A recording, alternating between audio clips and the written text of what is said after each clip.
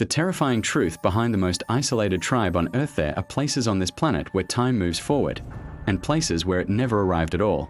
Just a few miles from one of the busiest shipping routes on Earth, there is an island so hostile, so sealed off, that the modern world has collectively agreed to pretend it doesn't exist. No airports, no satellites welcomed, no visitors survive. This is North Sentinel Island. From above, it looks peaceful, a thick, untouched jungle surrounded by turquoise water. But that beauty is a lie, because hidden beneath the canopy is a living perimeter, a human warning system older than civilization itself. Anyone who crosses the invisible boundary is not greeted with curiosity. They are greeted with arrows. For decades, helicopters have hovered at a distance. Drones have approached cautiously.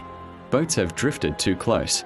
And each time, the same response emerges from the trees. Figures with bows drawn, faces unreadable, movements precise. This is not chaos. This is policy. The Sentinelese are not unaware of the outside world. They know exactly what lies beyond their island: metal boats, strange machines, unfamiliar faces. And they have made a deliberate choice: absolute rejection. The Indian government enforces a strict 5 nautical mile exclusion zone around the island, not to protect outsiders, but to protect the tribe.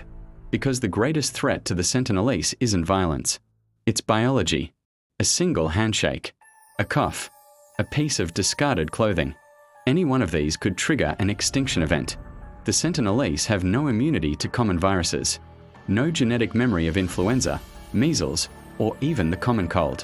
What barely slows us down could erase them in weeks. And that is the uncomfortable truth. Their isolation isn't just cultural.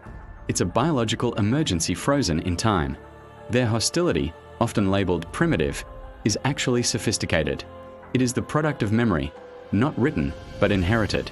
In the late 19th century, colonial forces kidnapped members of the tribe. Those who were taken died shortly after contact. Those who returned carried something far worse than trauma.